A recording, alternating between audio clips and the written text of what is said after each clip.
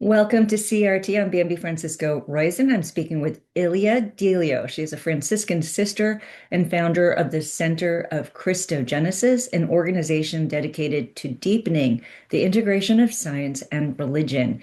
Ilia is a theologian at Villanova University, and she's an author of 26 books. She specializes in the area of science and religion, having degrees in theology and pharmacology. She even planned to do research in Alzheimer's before joining a monastery. Ilia, welcome. Thank you so much. Great to be here, actually. What a fascinating background, actually. Oh, and Happy New Year. Yes, thank you. Happy. May it be happy. This podcast focuses a lot on technology and religion, so your interest in the intersection of those two, your work in the intersection of those two, is why we're excited to have you on this program. But first, as I dug into your background and watched several of your interviews, I found out that you're a Franciscan sister. You have a Franciscan worldview, something I'm not that familiar with, or I've become a little familiar with. It's different from the Thomistic worldview, which comes from Thomas Aquinas. So, can you tell us about the difference between those traditions and why you found the Franciscan view more compelling? Yeah, thanks. It's a great question. Well, uh, basically, the Franciscan tradition follows Francis of Assisi, who was a very simple person who found God in the world, literally in the world of trees and bees and matter and rocks.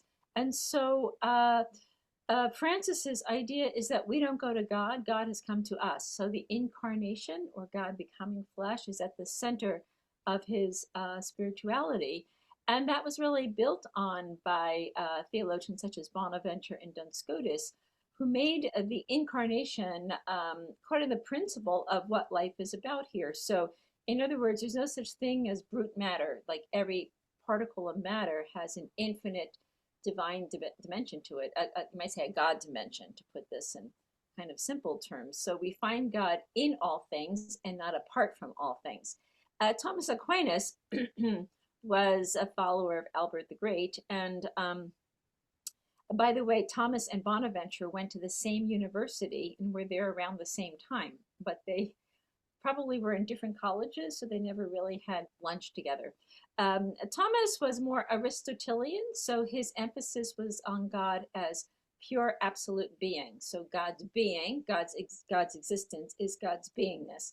And maybe the difference is that for Thomas, God was essential being, and for Bonaventure, God is essential love.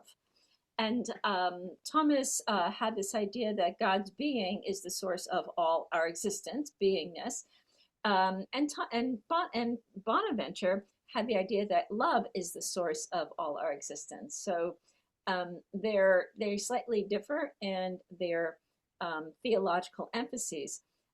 Both basically read a lot of the same texts, but Bonaventure was inspired by Francis of Assisi, and basically we, in a sense, go to God in and through the world. Thomas would agree with that, but for him, there was a priority of the spiritual over the material, that God is pure essence or pure being. And so contemplation is this inner reflection on this God of pure beingness. And for Bonaventure, contemplation is seeing that draws us out of ourselves into the life of the other. So it's very unitive. And so Franciscan theology is very consonant. It's sort of a forerunner of process theology that we find in Alfred North Whitehead and others. And so in this theology, there is a more of a mutual relationship between God and world. For Thomas, there's a unilateral relationship. God creates, but God doesn't need the world. The world needs God because we're Mm. created by God and therefore dependent on God. Oh, For the okay. Franciscans, God is love and love is mutual.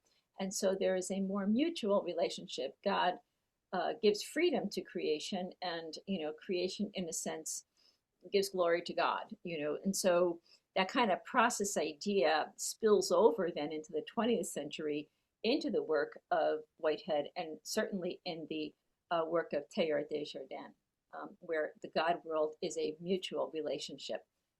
God affects the world, and the world affects God. Hmm. Okay, I have, okay, thank you very much for that. I have I have another difference, and help me understand if I get this correct, because I understand that the Franciscan view of love may also be a little bit different, which I think you touched on. And when I think of the Franciscans' tradition and view of love being humble and Mm, relational, as you said, mutual, right? There's a mutual interaction, whereas the Thomistic view is so sort of God is separate, perfect, immutable, untouchable type yes. of thing. It makes me feel that thinking about like a husband and wife, where the husband is more just and the wife is more merciful, typically, although that is just wrong in my house because I'm the much more just and my husband's more merciful. But, those stereotypes aside, my point is that it seems that, say, there's a just and there's a merciful side, two sides of the same coin.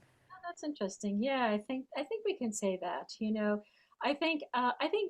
Honestly, Thomas and Bonaventure did hold similar positions. It's where they place the emphasis. Yeah. So for Bonaventure, love. Bonaventure actually, one more difference here is that Thomas emphasized the oneness of God. God is unity. God is one. For Mm. Bonaventure, God is Trinity. So God is relationship itself. Yeah. Um, and so that kind of love is spilling over all the time. And so, Yeah. Did Thomas Aquinas not also believe in the Trinity? Didn't he yes, believe but in the yeah, Trinity? oh, absolutely. Yeah. But he Yeah. placed the Trinity in a sense within that oneness of God. So Oh, God's oneness is primary, and then that Trinity is within that oneness. got it. For Bonaventure, God is Trinity. That the oneness is triune. So there's no like the one and then Trinity. It is that the one is Trinity. So it's a relational God through and through for Bonaventure. Yeah, I truly believe because I've been speaking to a lot of theologians who talk about what is the image of God, and many believe that God is relational, and we actually see the image of God in relationship only to God and relationship to others. So I fully really believe that as a true image of God. I want to talk about the incarnation too, because here there's also a different view, a little bit slight different view in terms of the Franciscan and the Thomistic view. And the Franciscan view, correct me if I'm wrong, sees the incarnation as the ultimate act of humility. Um, The ultimate act of love and humility. In other words, God bending low, but bending low in love. God comes to be where we are. Uh, Right. Right. To be human, to take on human flesh. But you also believe, or maybe not, but I think in the Franciscan sense, in terms, it sort of makes the penal substitution secondary. Is that true? that is Okay. correct. Yeah. So both Bonaventure and much more Scotus, more explicitly, would say um, the incarnation is not plan B. In other words, plan A went wrong because of original sin and God had to send the Son.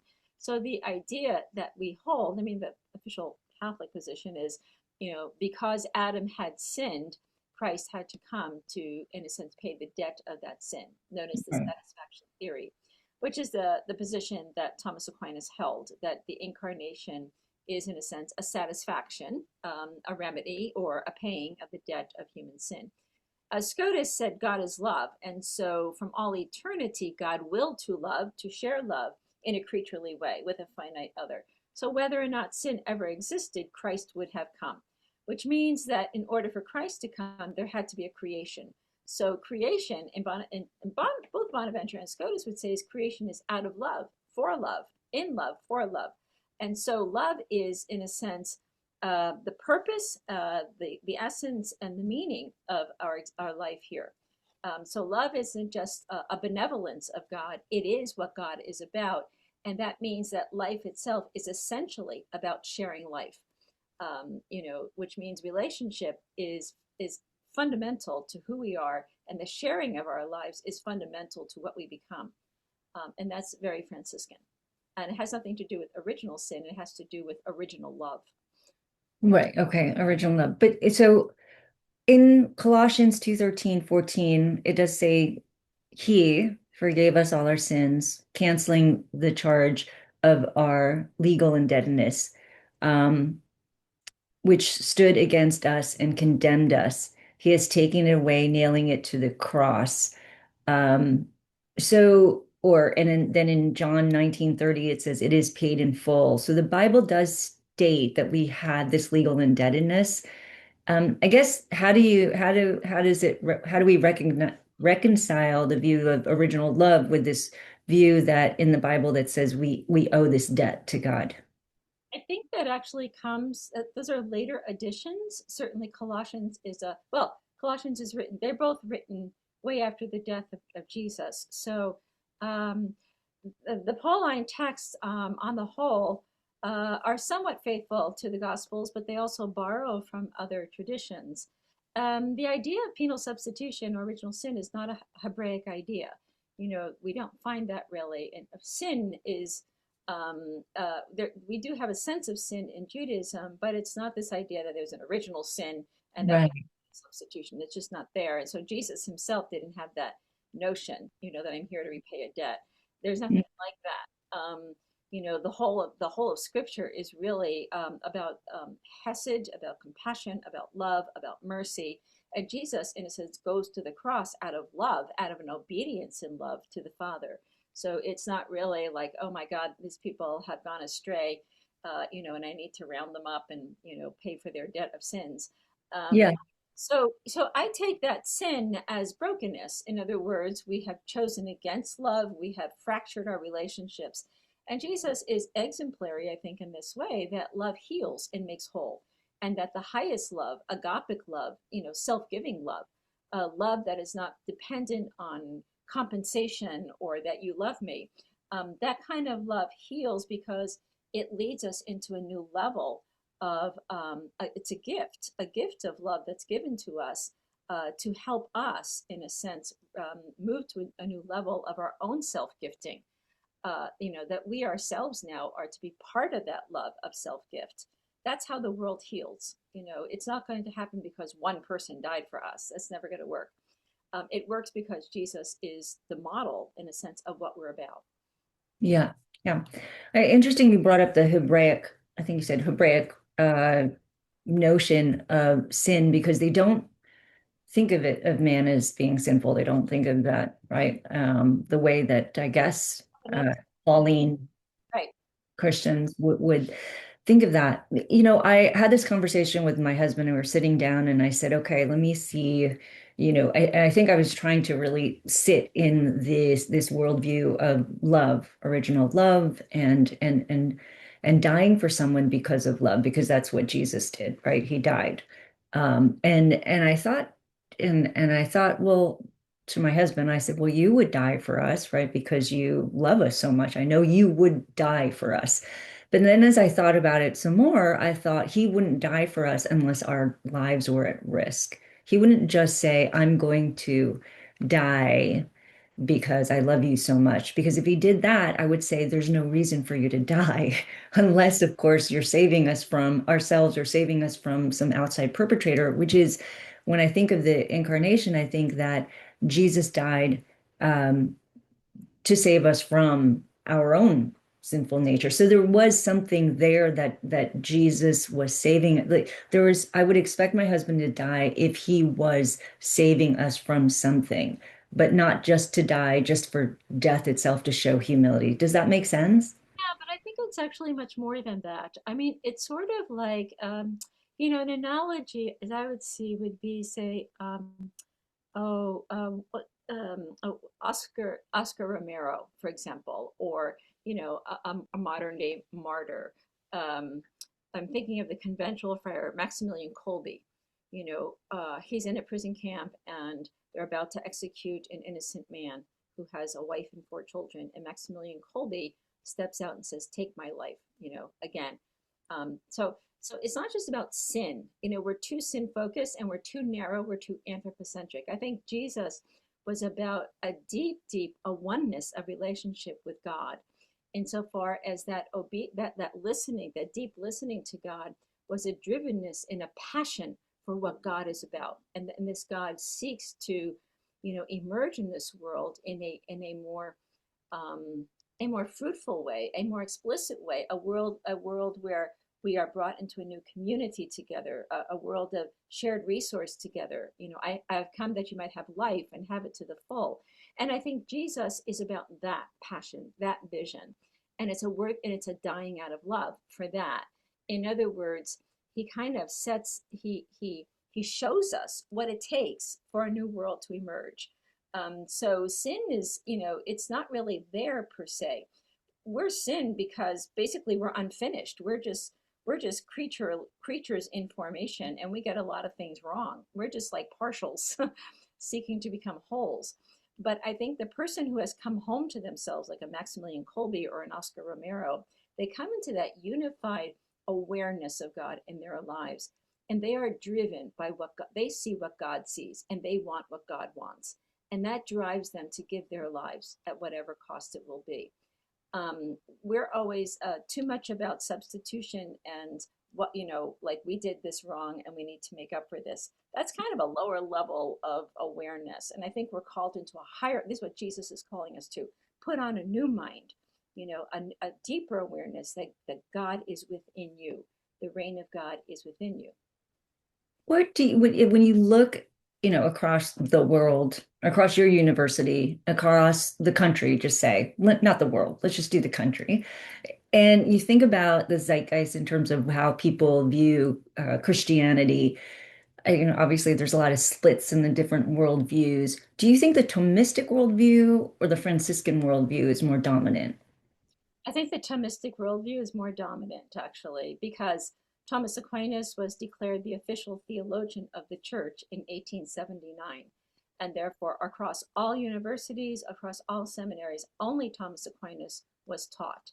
And so it's the same theology that as actually forms our doctrines in the church. So both Catholic and Protestant, by the way, so those theologies and metaphysics really have wired us to think of a perfect idea of perfection, and we're imperfect, of a God who is, who redeems us, through by sending the Son idea, and that we are redeemed or saved by this one person, Jesus Christ. And that theology is shot through all of Christianity. And it's very hard, actually, to move us into a new understanding because we're pretty sure this is what God's about. And I'm saying, well, no, not really. This is one interpretation of things, but it's certainly not what God is about.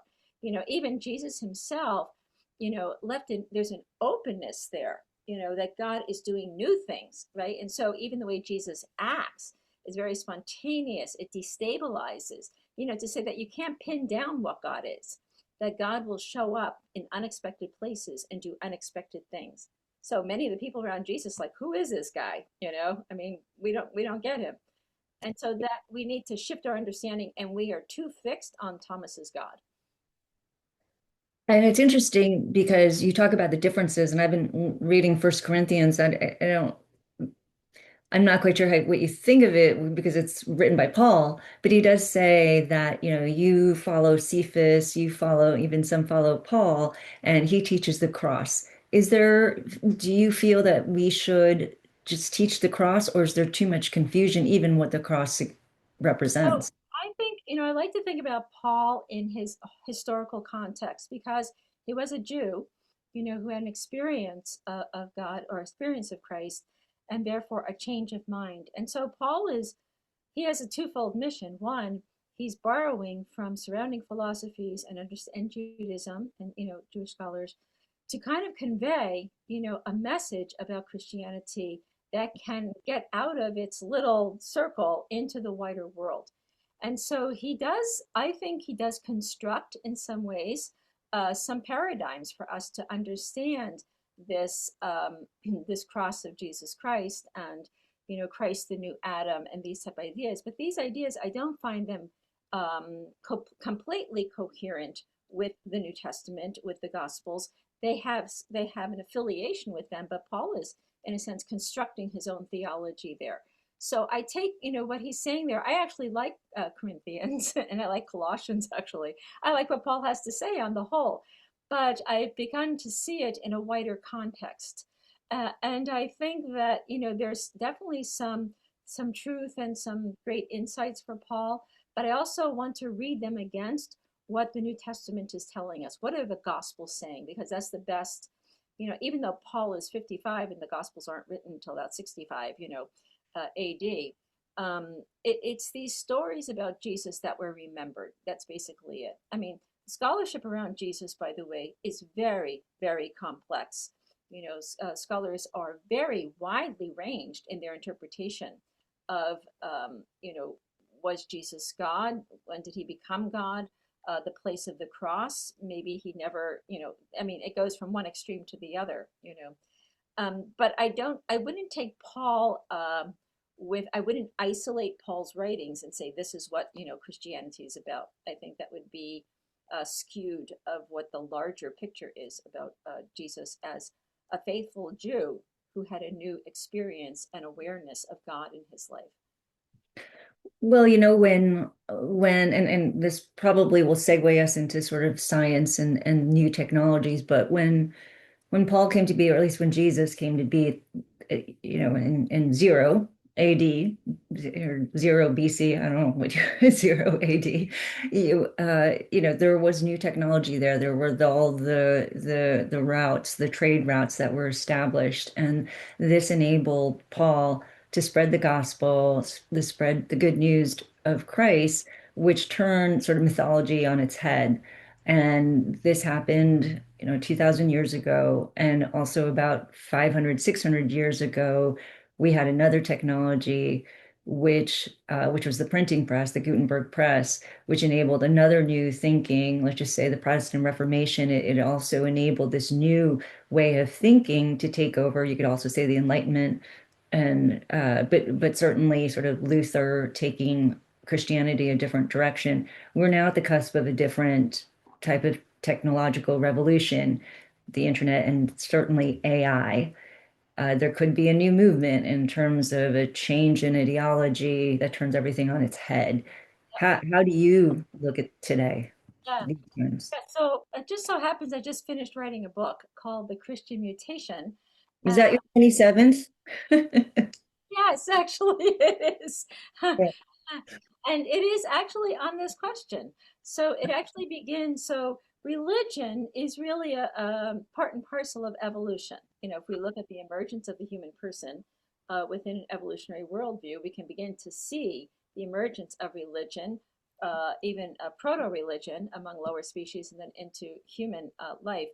All this to say is that Christianity, like Judaism and Islam, are emergent religions. So prior to them, we had archaic religions or indigenous religions. And why I'm pointing this out is because one of the factors in the shift from archaic or cosmic religion to monotheism or personal experience of God, one of the shifts was uh, in writing, the invention of writing. And so the way writing or the written word gave rise to an interior self and the emergence of that self. And so we can begin to see this shift from the cosmos, the stars and the moon, as where the gods exist and they're governing life here on earth, to this idea that the human person now has a sense of self and a sense of God who is other than self. And that's what we call axial religion. And in that Sorry, how do you spell that? axial religion, AXIL. Mm-hmm. And we can begin to see how axial religions, begin to form and then begin to, in a sense, spread, which is what we're talking about with Paul and all. But then you're right, as we move, so we have inherited axial religion right into the 20th century, but in the 20th century we had another shift, right? You began with the printing press, and that's right. So the written word now became the printed word. And once we began to print, individualism became more rampant because you didn't need to read a book and comment. There was only one book for the whole community idea. Now each person could read their own book. And so that is, in a sense, a new type of individualism. And that written word functioned for a long period of time, from 16th to 20th century. In the 20th century, we developed the Internet of Things, beginning with computer technology as a thinking machine, and then the emergence of artificial intelligence. So all of this to say, when I put this together, is we have moved from archaic religion to axial religion, and we ourselves are in a new axis or a global shift in consciousness that I call second axial religion. And it is being, in a sense, enkindled by the internet and the development of the global brain, which means religion is shifting. Religion always shifts as the human shifts. That's what we see clear across the spans of the human phenomenon. So it never stays the same. That's one thing, and that's what's hard for us because we're pretty sure religion is like God has always been this way, and Jesus has always been this way, and things have always been this way, and it's like nope, they haven't. Mm-mm. And nor will they remain this way. So, Well, I mean, if you think about sort of Christianity, and even after the Reformation, they still believe that Jesus Christ existed and is Son of God. I mean, it's just a difference in terms of whether you're saved by grace or saved by works, or or maybe you have to do a few more works in the Catholic tradition versus in the Protestant tradition. But is it, a modest, slight version of what we already know, or do you see like a complete? yeah, so it's not so much Jesus Christ in works versus not works. It's what the question is, who is Jesus as the Christ? So Christ is not Jesus's surname. The Christ is the title given to Jesus by the early church. So they Mhm. recognized in Jesus something that was foretold in Judaism, the coming of the Messiah. You are the Christos, you are the Messiah. And so what does that mean? He himself never said, I am the Messiah, I am the Christ. He spoke about, Peter said, you are the Christ. And he said, well, upon you, you're the rock, I'm going to build my church type thing. So there was, there's sort of like an inference of things of Jesus. He himself intuited there was something unique about his life, but he never explicitly said that. So the question now becomes in our own time, who is Jesus the Christ in our own age? And that question has been taken up by a whole host of people. Um, Raymond Panikar, for example, a Hindu Catholic theologian in the 20th century, said Jesus is the Christ, but Christ is more than Jesus. Christ is that incarnate word of love present from the beginning of the world. So that word is spoken throughout all of creation. So in Panikar's view, every person has a Christic dimension. Jesus, explicitly fulfilled that dimension in a unique way, but every person is, in a sense, the Christ. So the Christ may not be one person, the Christ is the whole body, which is what Augustine actually taught. The totus Christus, the whole body is the Christ. So, We are the body of the church, right? We all make up the church individualistically because we all have different gifts. I don't think that's inconsistent, right, with what we believe today. right. So, so just to take this one step further, Carl Jung and Teilhard de Chardin would say that we are not saved by one person alone, and this is difficult now, certainly from the Christian side of things, because we have a very strong belief of Orthodox belief that Jesus saves us, and that belief in Jesus will save us. And what Carl Jung said is Jesus, in a sense, shows us the way of salvation by showing us how to become whole within ourselves, which means reconciling our unconsciousness and consciousness, the conflicted energies within us. I think this is very in tune with what Jesus himself was saying. You know, look within, and forgiveness, nonviolence, all those things are about ourselves changing as we, in a sense, become more whole within ourselves. We then act from a new wholeness outside ourselves. And that's, in a sense, what Jung and Teilhard were saying is what salvation is about. Salvation is making an option for the whole. We belong to a whole earth, a whole universe. We ourselves are called to become whole. And that's, I think, what we mean by holiness. It is that becoming whole within oneself. When you meet a holy person, they are wholly at home with who they Yeah. are. That sense of God just radiates from them in no particular way, but every way about them.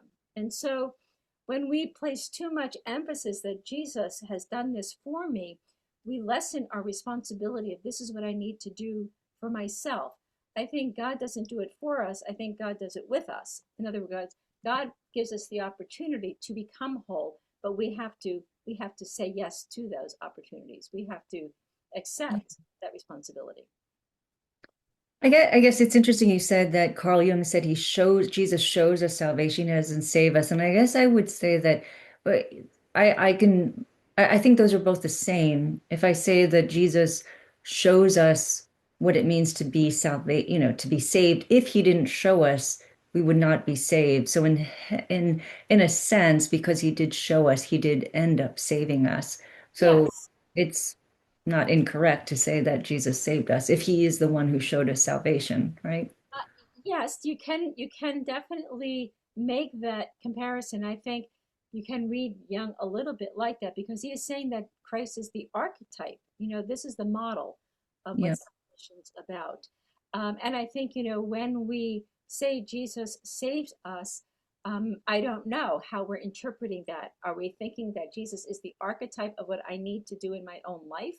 Or are we throwing, in a sense, our hope that Jesus has done this for us, And and we don't have to do anything else. that all I have to do Thanks, Jesus. I'll just sit here. is like Jesus, we're saved. Yeah, sit here with my margarita, and you could take over now. Um, so my, so let's talk about your Center for Christogenesis and the purpose of it. It sounds like it's getting bigger. You're in demand here. What's the purpose of your center? Yeah, so I began the center because as a Franciscan, where the incarnation is central to what God is about, what we're about, what the earth is about, I saw that comparison with Teilhard de Chardin, who I think has one of the most incredible visions of God, self, and world for our lives today.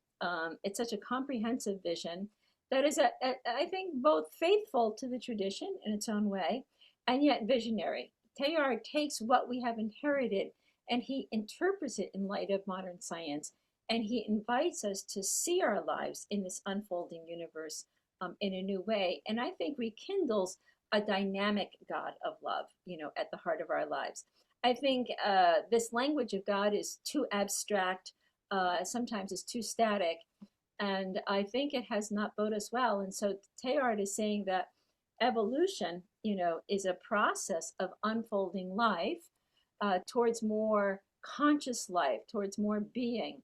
And God is at the heart of that life. So as we develop, God develops, the world develops, and He puts this whole thing in the symbol of Omega. What we're called, what we're moving into, is a wholeness, a kind of a creation, you might say, a universe, like a one world, up ahead. Um, Mm. and so I found that very compelling, and a lot of my work has been building on that. I started the Center for Christogenesis as a way, in a sense, to share this insight with others because I think there's a lot of seeking in the world. Where are we going? What are we about? People don't understand how science and religion are not at odds with one another. They are actually two sides of the same reality of the one life that we live, two ways of knowing this world. And so, being trained as a scientist and a theologian, I have never found them in conflict. I have always found them in complementary relationships. So, Teilhard brings that together very nicely. And he invites us to pay attention to what science is telling us. I find too much religious language leaves science out, as if science it's just suspended. We Yeah. start talking about God and grace and being saved and everything, and it has nothing to do with, say, evolution and quantum physics and the fact that we live in a chaotic, open systems world. And so we have no idea what this means. So the Center for Christogenesis has been building a kind of a new platform for understanding these things by bringing together modern science, philosophical reflection on those insights, and which we do through our podcasts and a lot of dialogue, and then developing the doctrines we have inherited along new lines, along these new insights, to Mhm. say that can we kind of reattach ourselves to the universe in which we live, to this earth in which is our home. We're so disconnected from the earth. We're completely abstracted from the universe. We're Mhm. a species sort of that's hovering on the brink of complete chaos because we're so disconnected.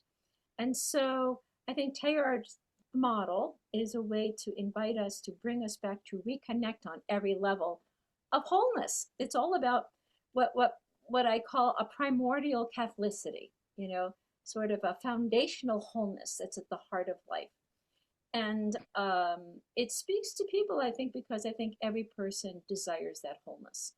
We desire to be whole within ourselves, among ourselves, and certainly with the earth.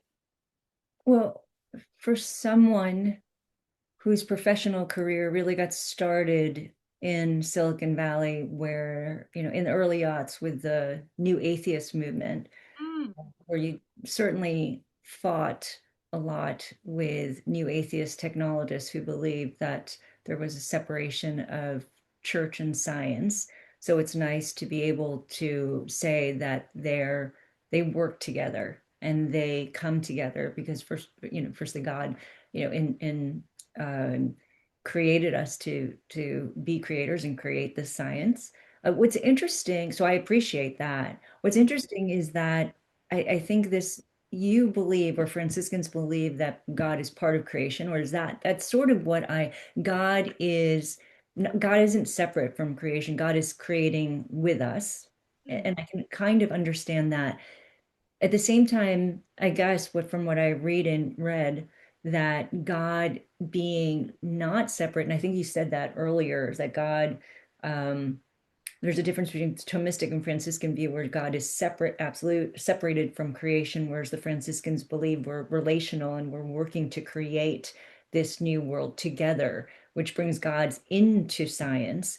And and I'm wondering, do you think this lessens God's authority? I'm assuming you're going to say, no, this shows God's love. God is definitely in authority, but he is showing how much he loves us and he is in relation and partnership with us. mm.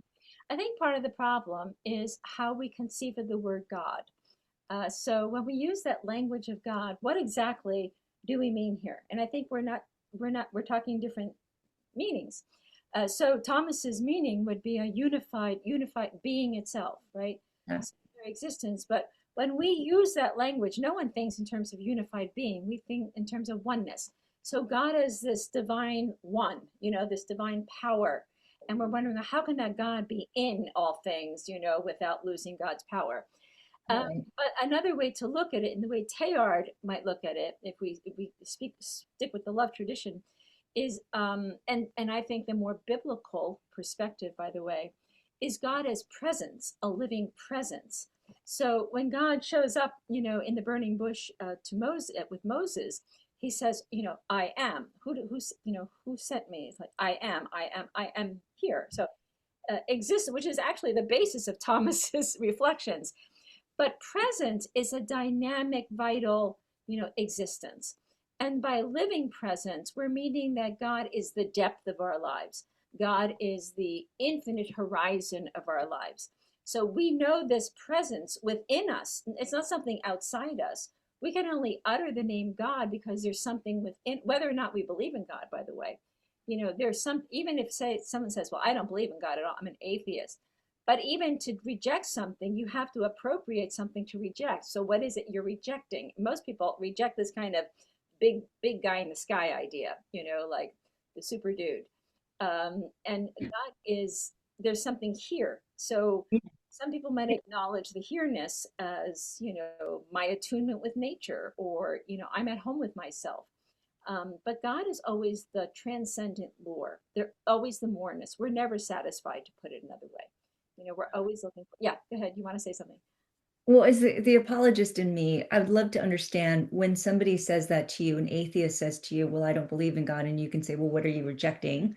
Right? I mean, that's great. Like, I reject God, or I reject this thing that doesn't exist. You're saying, well, it doesn't exist. Why are you rejecting it? Oh, So I'd love exactly. to understand how you how you put on your Christian apologetic hat and speak to fellow scientists to get them to start believing in this, you know.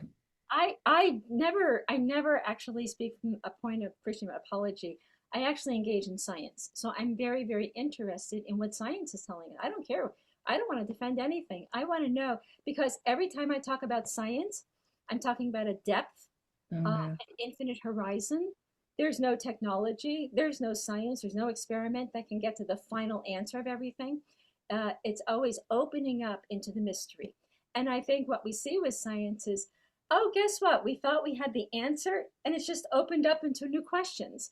And which means that it's an endless mystery. That's what we mean by horizon, that we're being constantly drawn. And that being drawn into that mystery is what we mean by God. So I don't have to talk about it. I don't have to. I can just. In fact, I have some atheist scientists who actually like to tune into the Center for Christogenesis because we're not about defending a faith. We're about living it, right? So it's like at the heart of everything that exists is an infinite horizon in depth, an inexhaustible depth that cannot be grasped, that cannot be logically explained, but it exists. It's a presence. It draws us, and we move toward it, whether it's by passionate, a passion for science, a passion for technology, that we're going to develop the superhuman something or other. Um, and and part of what I'm trying to do is if we can understand what this word God means, and then how, the scriptures or, writings from the different religions open us to a set of values at the heart of this meaning, we can help shape technology towards what it can do, for planetary life. So So as we keep moving together in terms of evolving, as more people start understanding that religion and evolution, it belongs together, which I agree. Then you say that we're destined to become, I think you said this, or maybe I got this from your website. We become one single organism, or at least the noosphere. There's this concept of the noosphere. I oh, don't, there's the yeah. third state of evolution. How does that fit into this? Yes, right, right. So this is a Teilhardian word. Well, Teilhard borrowed it from Vernadsky, the Russian geologist.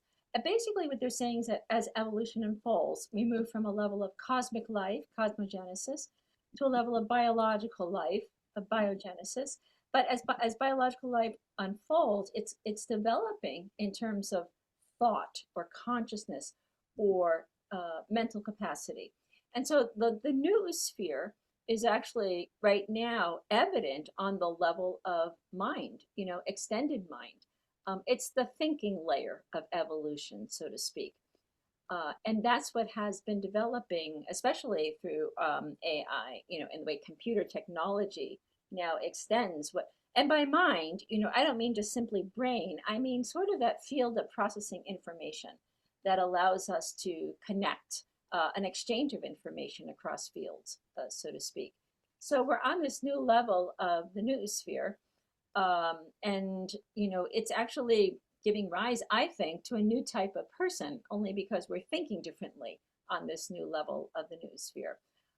And that's where I think religion, we see the shift in religion from maybe institutional religion to a new search for a sense of um, belonging and the sacredness of all things, a sense of divinity, in a much wider and broader sense, the interreligious kind of, dialogues that have been taking place.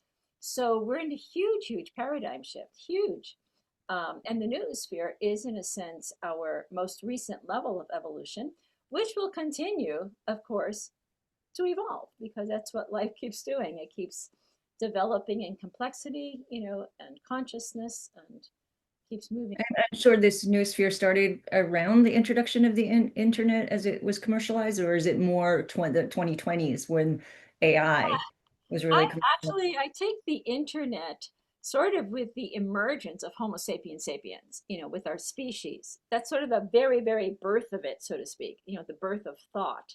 But then, for the longest time, we never thought too much about it. I mean, here we are, we think, but I don't think we really ever placed too much emphasis on this until the 20th century. And and the problems of the 20th century, and then the birth of the computer, which really did, I mean, it was so remarkable, quite honestly. Alan Turing's famous Turing test, and, in 1950, just to ask that question, can a computer think like a person, was really, it was a dramatic turn. Who would have ever thought that even raising that question, a machine was a machine was a machine? And so right there, there's a boundary crossing. Can a machine think like a person? That's a boundary crossing. And I do take that as the inception or the beginning of the new sphere that has been accelerating. And you're in the computer world, so I mean it's been accelerating ever since. It's an interesting question you bring up. What can the machine think like a human? I think the question now is, can the machine become human? Meaning, can embody the human nature? It may not be embody a human body, but it raises the question of what is man? What is the nature of man? I am in my very modest and less researched view than you, I'm sure, is that machines can never have human nature because they don't have a conscience and they don't have a Holy Spirit. Yeah, well, those would be some reasons, but I think several things. One is, I'm not sure we want why. I can see extending ourselves. I can't see replacing ourselves. And I do think, on one hand, that this this search for reproducing a human on a humanoid level, there's something about us that's deeply, deeply disconnected, or we actually reject something within us. And we're looking for a more perfect something outside us. And this is where I think religion really needs to get on board with what evolution and technology are about, because I think what we're looking for is already within our wisdom traditions of religion. But we keep wanting to project something that's not here onto something that could possibly be there, whether it's a humanoid that looks like us, thinks like us. There are aspects of the human. By the way, I have to go soon. I have another I have another podcast. Oh, okay, okay. Yeah, that's true. It's already 10:55. Last question then. Last question with regards to this noosphere. How does this relate to biblical eschatology? Yeah, well, this is where I would see a distinction, because I think biblical eschatology presupposed a static worldview. In other words, that was conceived within a Hebraic cosmos, which was static and fixed, very much like the Ptolemaic cosmos. And so it was bounded, it was closed. And so Mhm. one could see a bounded closed universe would have finite limits, and there would be a time where everything will come to an end. But we don't live in that universe anymore. And we have to rethink, what do we mean by eschatology? What do we hope for? And I think hope is a good word here. Teilhard himself looked at the universe as an ongoing, complexifying process of life, open to more life. And therefore, maybe the longing for the up ahead is already beginning in the now. That this heaven and on earth that we're looking for, maybe that opens here, instead of something there that's not here, because that kind of thinking drives a lot of transhumanist technology, right? Look what we can form up ahead, a more perfect life, a more thinking life, a more wonderful life that's not here. Mhm. And I'm saying maybe what we have is here, and maybe, what we long for is already now. Mhm. But if our attention is away from here and now, we're looking Mhm. for something that's not here, that kind of eschatological, oh my gosh, I hope to get to heaven. You might be Yeah. missing heaven in the present moment. And so we're always looking for perfection. We're always looking for perfectibility. That this is always the imperfect moment, and we're looking for the perfect moment of life.